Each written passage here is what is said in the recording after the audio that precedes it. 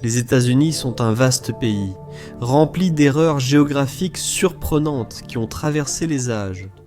Des frontières tracées par des géomètres confus aux villes qui n'existent même pas. Ces bizarreries offrent des histoires fascinantes d'erreurs humaines, de changements naturels et de compromis politiques. Nous allons passer en revue 50 des erreurs géographiques américaines les plus étranges et durables. 50. Partout aux États-Unis, des dizaines de villes fantômes apparaissent sur les cartes, les systèmes de positionnement global et même dans les bases de données postales, mais sont introuvables en réalité. Certaines, comme Aglo, New York, ont été inventées par des cartographes, comme des soi-disant pièges à droit d'auteur pour révéler des tentatives de plagiat, tandis que d'autres sont des vestiges de colonies ratées ou d'arrêts de chemin de fer disparus il y a plusieurs décennies. Ces noms fantomatiques peuvent provoquer une véritable confusion. Il existe des dizaines d'histoires de livreurs, de touristes et même de services d'urgence envoyés dans des courses folles, à la recherche de communautés qui n'existent pas. Numéro 49. Si vous avez déjà essayé de réserver un vol ou d'envoyer du courrier à Springfield, vous voyez peut-être où je veux en venir, car il y a plus de 30 Springfield répartis à travers les États-Unis. L'habitude de réutiliser des noms familiers, surtout par les colons venant de la côte Est ou d'Europe, a conduit à une mosaïque de villes et villages portant souvent exactement le même nom. Cela peut semer la confusion chez les voyageurs, les entreprises, les postiers et parfois même les agences gouvernementales. Parfois, deux villes portant le même nom existent même dans le même état, ce qui entraîne des confusions fréquentes, du courrier mal acheminé et, à l'occasion, des cas d'identité erronée pour les habitants. Numéro 48. Le Kentucky Bend est une bizarrerie géographique étrange. Une petite enclave du Kentucky, d'environ 30 miles carrés, qui est complètement isolée du reste de l'État et accessible uniquement par le Tennessee ou le Missouri. Cette péninsule a été créée par une immense boucle en fer à cheval du fleuve Mississippi, mais son isolement est le résultat à la fois d'erreurs d'arpentage et de catastrophes naturelles. Au début des années 1800, les arpenteurs ont mal calculé l'endroit où la frontière entre le Kentucky et le Tennessee devait rejoindre le fleuve. Puis les tremblements de terre de New Madrid de 1811 à 1812 ont violemment déplacé le cours du Mississippi, isolant encore davantage la boucle et menant à la frontière actuelle. Numéro 47. La plupart des gens pensent qu'Ellis Island appartient entièrement à New York, étant donné son association emblématique avec la Statue de la Liberté et l'histoire de l'immigration de Manhattan. En réalité, une décision de la Cour suprême en 1998 a partagé l'île entre New York et le New Jersey. La confusion remonte aux chartes coloniales et à l'agrandissement de l'île par remblai au 19e et 20e siècle. La partie originale et naturelle de l'île d'Ellis appartient au territoire de New York, mais toutes les terres ajoutées par la suite sont officiellement au New Jersey. Cela signifie que la frontière entre les États passe en plein milieu de l'un des monuments les plus célèbres d'Amérique, créant un casse-tête juridique et logistique pour les deux États. Numéro 46. Kansas City est un exemple classique d'un nom qui ne correspond pas à sa géographie. Bien que Kansas City, Kansas existe bel et bien, la Kansas City beaucoup plus grande et plus célèbre se trouve en réalité dans le Missouri. La ville chevauche la frontière entre les deux États, mais son centre urbain, son centre-ville et ses principales équipes sportives se trouvent tous dans le Missouri. La confusion remonte au milieu des années 1800, lorsque la colonie située dans la campagne du Missouri s'est rapidement développée et a adopté le nom de Kansas City, avant même que le territoire du Kansas ne devienne un État. Numéro 45. On pourrait croire que la Virginie occidentale est la partie la plus à l'ouest de la Virginie. Mais ce n'est pas vraiment le cas. Lorsque la Virginie occidentale s'est séparée de la Virginie pendant la guerre de sécession en 1863, elle a emporté avec elle un groupe de comtés du nord-ouest qui sont restés fidèles à l'Union. Mais grâce aux frontières étrangement dessinées des deux États, la Virginie actuelle s'étend en réalité plus à l'ouest que n'importe quelle partie de la Virginie occidentale.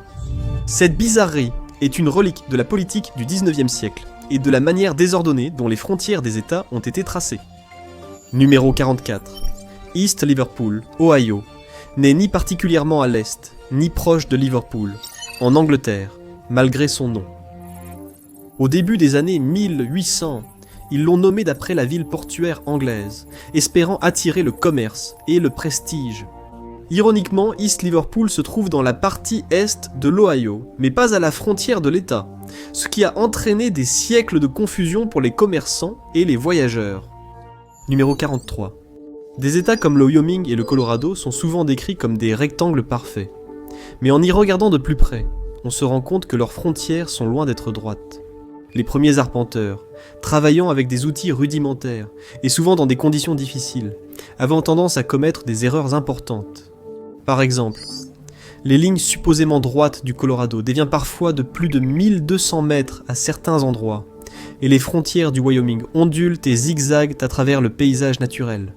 Ces erreurs ont été entérinées par la loi, impliquant que les frontières officielles des États ne seront probablement jamais corrigées, malgré leur inexactitude selon les normes modernes. Numéro 42.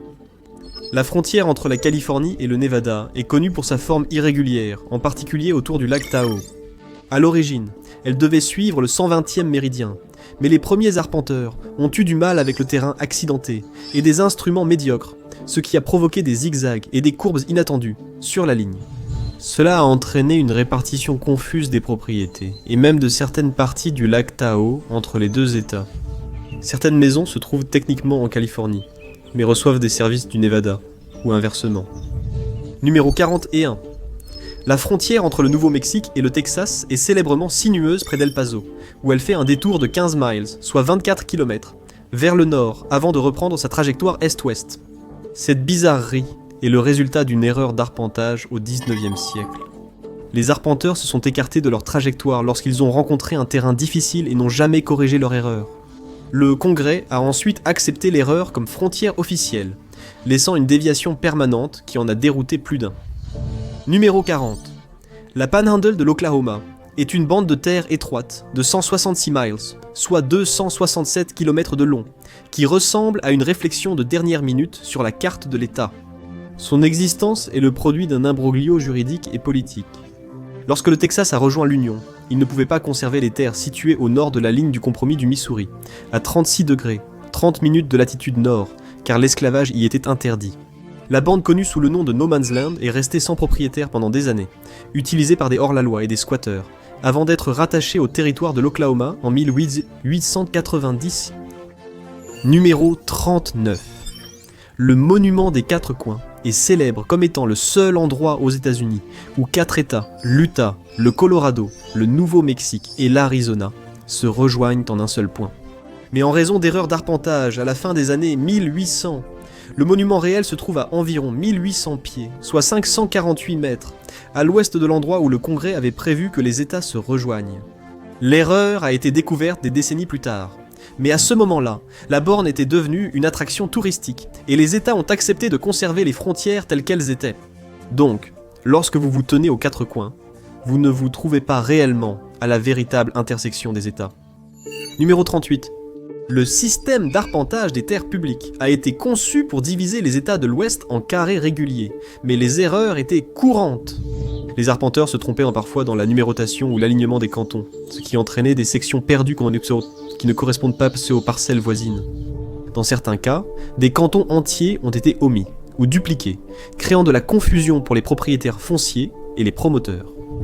Numéro 37. Les premières cartes américaines étaient remplies de lacs qui n'ont jamais existé ou qui ont depuis disparu. Les explorateurs et les arpenteurs prenaient souvent des étangs saisonniers, des marécages ou des mirages pour des plans d'eau permanents, les inscrivant comme des lacs sur les cartes officielles. Avec le temps, certains de ces lacs se sont asséchés, ont été drainés pour l'agriculture ou se sont révélés n'être que de simples erreurs. Numéro 36. Plusieurs États américains, en particulier dans le sud et l'ouest, ont créé des comtés fantômes, des régions administratives établies sur le papier mais jamais organisées ni peuplées. Certains étaient destinés à attirer des colons ou des investisseurs, tandis que d'autres étaient le résultat de manœuvres politiques. Numéro 35.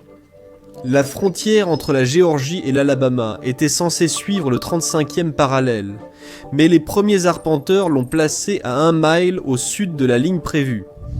Cette erreur apparemment minime a déclenché des procès, des batailles politiques et même des affrontements armés entre les États.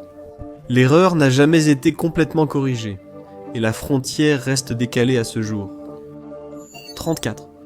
Le talon sud-est du Missouri est une étroite bande de terre qui s'avance vers le sud dans l'Arkansas, défiant la logique géographique, un peu comme la Panhandle de l'Oklahoma. Cette forme particulière est le résultat du lobbying politique de John Hardiman Walker, un riche propriétaire terrien qui a convaincu le Congrès en 1819 de garder sa plantation dans le Missouri plutôt que dans le territoire de l'Arkansas. La frontière a été tracée pour accommoder ses intérêts, ce qui a donné lieu à une section distinctive et irrégulière. Numéro 33. La frontière entre la Caroline du Nord et la Caroline du Sud est un patchwork de lignes droites, de détours et de coudes, résultat de siècles de chartes coloniales contradictoires, d'erreurs d'arpentage et d'obstacles naturels. À certains endroits, la frontière passe directement à travers des maisons, des commerces et même des églises, laissant les habitants incertains de l'état dans lequel ils vivent. Les efforts périodiques pour clarifier la ligne n'ont fait qu'ajouter à la confusion, car de nouveaux relevés révèlent encore plus de divergences. Dans les années 1830, l'Ohio et le Michigan ont presque entamé une guerre pour une mince portion de territoire, appelée la bande de Toledo. Ce différend frontalier est né de cartes et de relevés contradictoires, les deux États revendiquant la précieuse ville portuaire de Toledo. Le Congrès a finalement attribué Toledo à l'Ohio, donnant au Michigan les 3/4 de la péninsule supérieure et le statut d'État en compensation, un échange qui suscite encore des débats parmi les habitants. Le différend frontalier est un exemple classique de la façon dont des erreurs de cartographie peuvent se transformer en crise politique. Numéro 31. L'angle nord-ouest du Minnesota est une petite parcelle de terre au nord du 49e parallèle, accessible uniquement par le Canada ou par bateau à travers le lac des Bois. Cette bizarrerie est le résultat d'une incompréhension d'un cartographe lors du traité de Paris de 1783. Les négociateurs pensèrent que le fleuve Mississippi s'étendait plus au nord qu'il ne le fait réellement. Alors ils ont tracé la frontière vers l'ouest, à partir du point nord-ouest du lac des Bois. Lorsque l'erreur a été découverte, les États-Unis se sont retrouvés avec une petite enclave curieuse. Numéro 30. Après la guerre d'indépendance, les colons de ce qui est aujourd'hui l'Est du Tennessee ont déclaré l'État indépendant de Franklin, espérant rejoindre l'Union en tant qu'État séparé. L'effort a échoué, et Franklin n'a jamais été officiellement reconnu, mais cet épisode a laissé une marque durable sur la géographie locale. Des villes, des comtés et même des écoles de la région portent encore le nom de Franklin, rappelant la brève et finalement infructueuse tentative d'obtenir le statut d'État. Numéro 29. Avant que le Tennessee ne devienne un État, il était connu sous le nom de Territoire du Sud-Ouest, un nom qui n'a plus beaucoup de sens aujourd'hui étant donné sa localisation dans le sud-est des États-Unis. Cependant, ce nom reflétait la perspective des 13 colonies d'origine, pour lesquelles ce territoire se trouvait effectivement au sud-ouest, ce qui a engendré des décennies de confusion.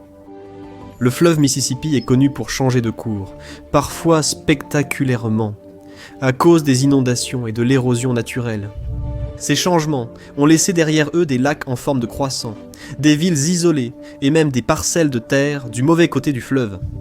Les frontières des étages tracés, lorsque le fleuve suivait un autre parcours, ne correspondent souvent plus au cours actuel du fleuve.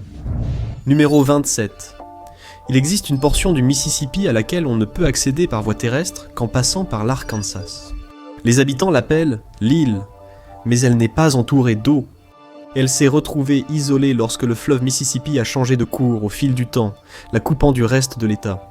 Bien que physiquement séparée, elle appartient toujours légalement au Mississippi. C'est un rappel de plus que la nature se moque des lignes bien tracées que nous dessinons sur les cartes. Numéro 26. L'île Seavees, qui abrite l'arsenal naval de Portsmouth, a été l'objet d'un long différend entre le New Hampshire et le Maine. La confusion est née des chartes de l'époque coloniale et des changements de cours de la rivière. La Cour suprême a finalement tranché la question en 2001, attribuant l'île au Maine, mais la frontière reste un sujet de discorde pour certains habitants, en particulier ceux qui travaillent dans la pêche. Numéro 25. Lorsque la célèbre route 66 a été réorientée ou contournée par les nouvelles autoroutes inter-États, des communautés entières se sont retrouvées isolées, et beaucoup ont fini par disparaître de la plupart des cartes. Ces villes perdues étaient autrefois des étapes animées pour les voyageurs. Remplies de restaurants, de motels, de stations-service et d'attractions insolites en bord de route, qui prospéraient grâce au flux constant de voyageurs à travers le pays, la construction d'autoroutes, comme l'I-40 et l'I-55 dans les années 60 et 70, a détourné les voyageurs de ces régions, provoquant la fermeture quasi instantanée des commerces locaux. Les villes qui comptaient autrefois des motels animés, des cafés et des stations-service se sont rapidement vidées lorsque le trafic qui les faisait vivre a disparu. Même les villes plus grandes comme Tucumcari, au Nouveau-Mexique, ont connu des déclins spectaculaires, avec des hôtels et des restaurants abandonnés bordant l'ancienne route, rappelant leur âge d'or. Nous sommes officiellement à mi-chemin.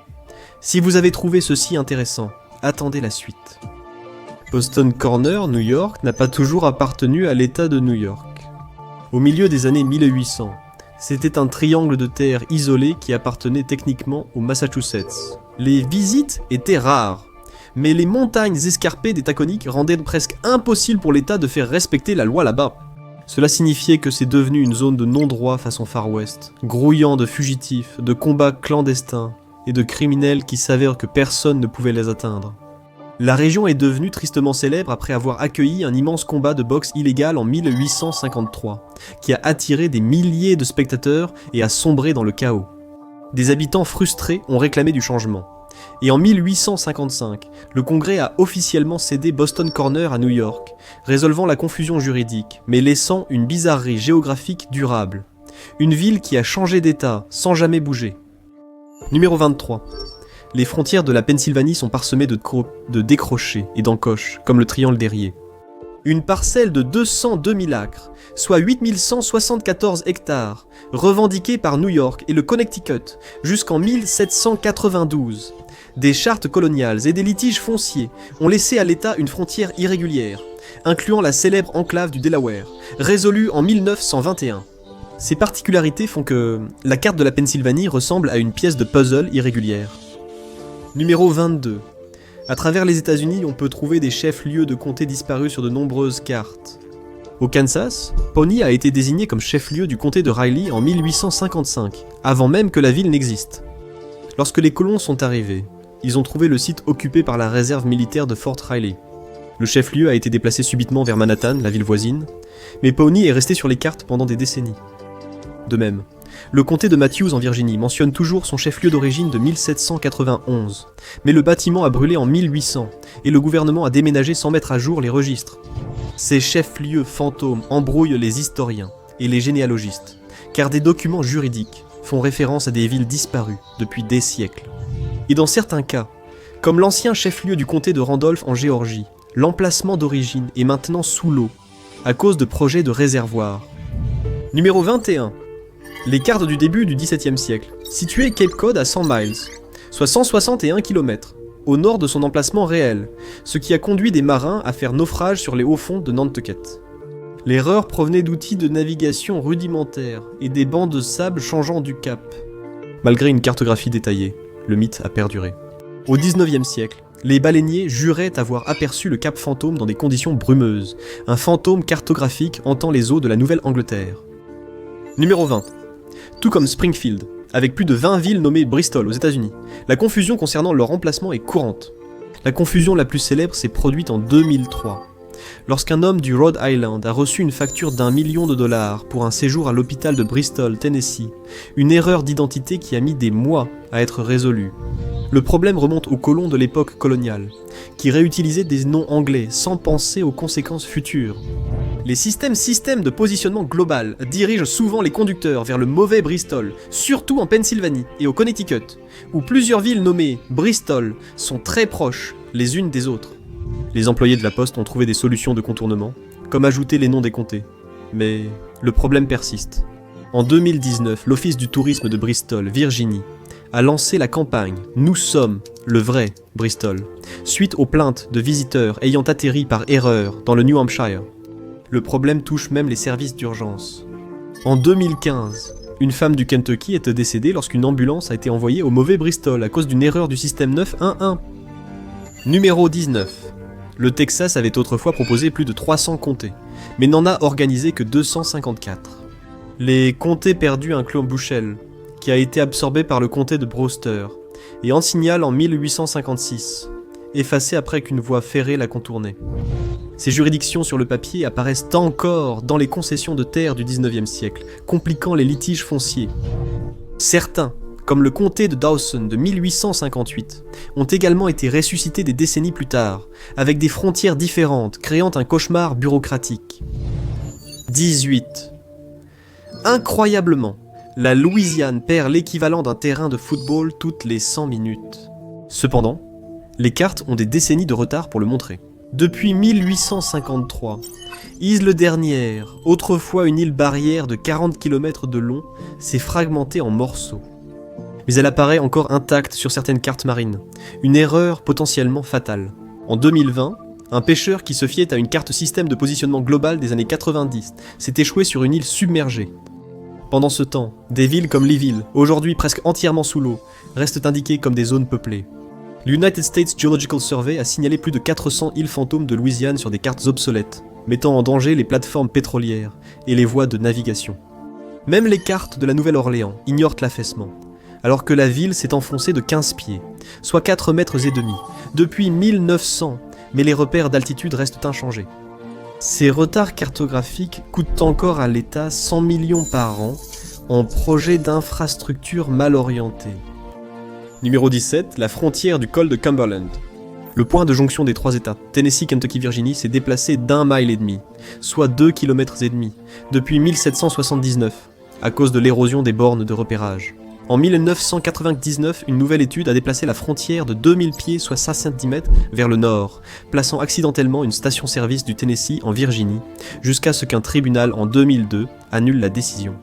Les frontières poreuses de la passe en ont fait un refuge pour les contrebandiers d'alcool et les fugitifs cherchant à échapper au bras long de la loi. Numéro 16. Au début du 19e siècle, les cartes représentèrent souvent les chutes du Niagara comme étant entièrement sur le territoire américain.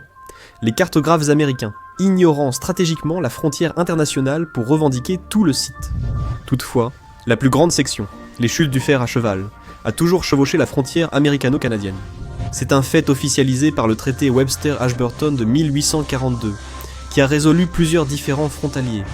Cet accord s'appuyait sur des accords antérieurs, comme le traité de Jay en 1794 et le traité Rush-Bagot de 1820, qui ont établi des cadres pour les voies navigables partagées, mais ont laissé les frontières spécifiques ambiguës.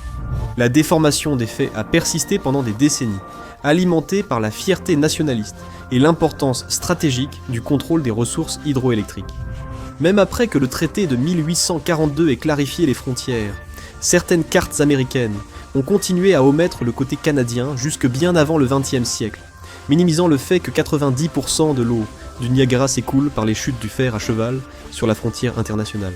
La confusion a atteint son apogée lors des négociations de 1909 sur les eaux frontalières, qui portaient sur les détournements d'eau, mais laissaient la frontière elle-même inchangée, forçant finalement les cartographes à reconnaître la réalité.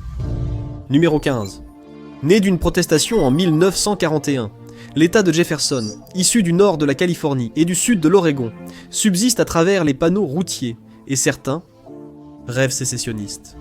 Le mouvement a débuté quand les habitants ont bloqué la route 99 avec des fusils, distribuant des tracts dénonçant la négligence du gouvernement fédéral. Bien que la Seconde Guerre mondiale ait interrompu leur plan, le mythe persiste. Jefferson apparaît sur Google Maps comme une région culturelle, et une législation de 2013 a même proposé de diviser la Californie selon les frontières jeffersoniennes. Le sceau proposé de cet état potentiel, une bâtée d'or avec 2 X symbolisant des citoyens trahis 2 fois, flotte encore sur des granges et des camions. Pendant la pandémie de Covid-19, la question de la sécession de Jefferson a refait surface lorsque le conseil des superviseurs du comté de Shasta s'est engagé à ignorer les ordres de santé publique de l'État lors d'une audience publique affirmant que les vaccins sont un danger pour la santé. Parallèlement, les milices régionales ont connu un accroissement de leurs troupes. 14. La région du Panhandle de l'Idaho existe parce que le Congrès devait relier le territoire de Washington au reste des États-Unis en 1863. Les géomètres ont tracé une bande de 72 km de large sur 45 miles entre le Montana et l'Oregon, en ignorant les barrières naturelles. Le résultat ? Un panhandle si étroit qu'à certains endroits, on peut se tenir en Idaho et lancer une pierre dans 2 autres États. Notamment, cette forme complique les fuseaux horaires, car le nord de l'Idaho fonctionne officieusement à l'heure du Pacifique, défiant ainsi son fuseau horaire des montagnes. Numéro 13. La célèbre enclave du Delaware. L'enclave de 800 acres, soit 342 hectares, entre le Delaware, la Pennsylvanie et le Maryland, a provoqué un conflit frontalier de 92 ans. Le différend a commencé en 1701, lorsque les chartes coloniales sont entrées en conflit, créant une zone neutre en forme de losange. Les pirates et les faussaires ont exploité cette faille jusqu'en 1849, lorsque la Pennsylvanie et le Delaware se sont mis d'accord sur une frontière, mais le Maryland s'y est opposé. La Cour suprême en 1921 a finalement attribué la zone au Delaware, mais pas avant qu'elle ne devienne un centre de contrebande à l'époque de la Prohibition. Aujourd'hui, la zone est marquée par une seule borne en pierre près de Newark, mais les anciennes cartes montrent encore la frontière fantôme où 3 États se sont autrefois rencontrés dans le chaos. Les habitants plaisantent, en disant que le véritable gagnant de la zone est Wawa, la société dont les supérettes dominent désormais ce territoire autrefois sans foi ni loi. Numéro 12. Comme pour beaucoup d'erreurs d'arpentage citées, les premières cartes des États-Unis montraient une péninsule fantôme près de Ludington, Michigan, une masse terrestre inexistante. Le soi-disant triangle est devenu une légende des Grands Lacs après que des navires y ont disparu dans les années 1800. Des balayages sonars modernes ne révèlent aucune terre, prouvant que la péninsule était probablement un mirage causé par des inversions de température au-dessus des eaux froides du lac. Numéro 11. La capitale de l'Oklahoma a été déplacée de Guthrie à Oklahoma City en 1910, lors d'une opération nocturne dramatique et controversée. Après qu'un vote à l'échelle de l'État ait favorisé Oklahoma City, des responsables gouvernementaux et des gardes armés ont orchestré un raid à minuit pour sécuriser le sceau de l'État, le symbole officiel de l'autorité gouvernementale. Ils l'ont discrètement transporté en train jusqu'à Oklahoma City, transférant ainsi le siège du gouvernement, avant que la plupart des habitants de Guthrie ne se rendent compte de ce qui s'était passé. Ce déménagement soudain a laissé les cartes, les entreprises et les habitants de Guthrie dans la confusion pendant des années, car de nombreux documents et publications continuaient à indiquer Guthrie comme capitale. 10. Les premières cartes représentaient la rivière Humboldt du Nevada comme la mythique Buenaventura, que l'on croyait couler vers l'ouest jusqu'au Pacifique. En réalité, la Humboldt se termine brusquement dans les plaines alcalines du Humboldt Sink près de Lovelock, dans le Nevada, une découverte qui a bouleversé les pionniers des années 1840. Ces colons, trompés par des cartes erronées, périrent en cherchant une issue inexistante, leurs chariots abandonnés dans le désert. Le cours sinueux de la rivière, long de 300 miles soit 483 km, à travers le grand bassin du Nevada, est devenu à la fois une bouée de sauvetage et une malédiction pour les immigrants, leur offrant de l'eau, mais les piégeant dans un labyrinthe d'armoises et de poussière. Aujourd'hui, la plaine alcaline craquelée à son extrémité reste un rappel frappant de la façon dont de telles erreurs ont façonné l'expansion vers l'ouest et coûté la vie à des explorateurs non préparés. Numéro 9. Avant 1925, de nombreuses cartes situaient par erreur le mont Rushmore dans le Wyoming, plutôt qu'au Dakota du Sud. Cette erreur cartographique a persisté en grande partie parce que la région des Black Hills chevauche la frontière entre les deux États, et que les premiers cartographes ne disposaient pas d'outils d'arpentage précis. Ce n'est que lorsque le sculpteur Gutzon Borglum a commencé à sculpter les visages présidentiels colossaux, à la fin des années 20, que l'erreur est devenue impossible à ignorer. Alors que le monument massif prenait forme près de Keystone, dans le Dakota du Sud, les cartographes ont été contraints de corriger leurs erreurs et de reconnaître officiellement la véritable localisation du mont Rushmore. Cette correction a renforcé l'identité du Dakota du Sud et stimulé le tourisme dans les Black Hills. Numéro 8. Lorsque le Dust Bowl a effacé des villes comme Texoma, au Kansas, les cartographes ont mis du temps à s'adapter. Une carte de 1938 de l'Association américaine des automobilistes montrait encore l'école et le bureau de poste de Texoma, bien que les deux aient disparu en 1935. De même, Orion, en Oklahoma, apparaît sur les cartes de l'époque de la Grande Dépression comme une ville prospère, mais ce n'était en réalité qu'un arrêt d'eau pour le chemin de fer, abandonné dès 1932. 7. Minneapolis et Saint-Paul partagent une zone métropolitaine, mais ont des identités distinctes. La confusion atteint son paroxysme au pont sur le Mississippi, où un écart de 3 mètres, soit 10 pieds, entre les villes s'étend sur 2 comtés, 3 districts scolaires, et des lois de zonage différentes. Certaines cartes estompent la frontière, mais les habitants savent. Minneapolis commence là où les cafés branchés s'arrêtent. 6. La bande sud-est de l'Alaska est un cauchemar pour les géomètres. Le traité anglo-russe de 1825, qui a cédé le territoire aux États-Unis, a tracé des frontières en utilisant des termes vagues, comme les sommets des montagnes parallèles à la côte, ce qui a conduit à un arbitrage en 1903 qui a dessiné des détours bizarres autour des glaciers. Hyder, en Alaska, n'est accessible que par des routes canadiennes, et le différend de Dixon Entrance, où les États-Unis et le Canada se disputent encore les droits de pêche dans une zone grise de 3000 miles carrés, soit 7770 km². Les cartes modernes utilisent des relevés des années 1920, qui déplacent les sommets de plusieurs miles, ce qui signifie que certaines propriétés en Alaska existent légalement au Canada. L'erreur la plus célèbre est celle du 141e méridien. Un relevé de 1918 a accidentellement placé la frontière du Yukon 4 km, plus à l'est, une erreur encore respectée aujourd'hui. Ces particularités font de l'Alaska l'un des seuls États où vous pourriez avoir besoin d'un passeport pour rendre visite à votre voisin. 5. Vérité ou conséquence, Nouveau-Mexique. Elle a changé de nom en 1950, après une émission de radio populaire. Mais ce nom original cache une ville à l'histoire riche et aux sources chaudes. Pendant ce temps, Boring, dans l'Oregon, ironiquement nommé d'après son fondateur William H. Boring, assume l'humour avec un partenariat officiel de villes jumelées entre Boring et Dull, en Écosse. Et Intercourse, en Pennsylvanie, malgré son nom suggestif, est une paisible communauté amish. Ces noms attirent les touristes, mais trompent souvent les attentes. Fait surprenant, Chicago n'a pas toujours été situé à son emplacement actuel. L'établissement d'origine, fondé à la fin du XVIIIe siècle, était situé quelques kilomètres au sud, près de l'embouchure du bras sud de la rivière Chicago. Cependant, les premiers colons ont réalisé que le site initial était inondable et n'offrait pas un accès aisé aux eaux profondes du lac Michigan. Dans les années 1830, la ville s'est déplacée vers le nord à son emplacement actuel, qui offrait de meilleures voies de transport et de l'espace pour s'agrandir. Ce déplacement n'était pas un déménagement physique des bâtiments, mais une migration progressive de la population et du commerce. C'est un exemple rare d'une grande ville américaine changeant son centre géographique. Numéro 3. Les premiers explorateurs et cartographes ont cartographié des dizaines d'îles dans la baie de San Francisco qui n'ont jamais existé. Le brouillard, les mirages et les illusions ont conduit à l'apparition d'îles fantômes sur les cartes des dates du XVIIIe et dates du XIXe siècle. Certaines de ces îles ont ensuite été identifiées comme des bancs de varech flottants ou des vasières amarrées. Même le service hydrographique des États-Unis a parfois inclus ces erreurs dans les cartes officielles.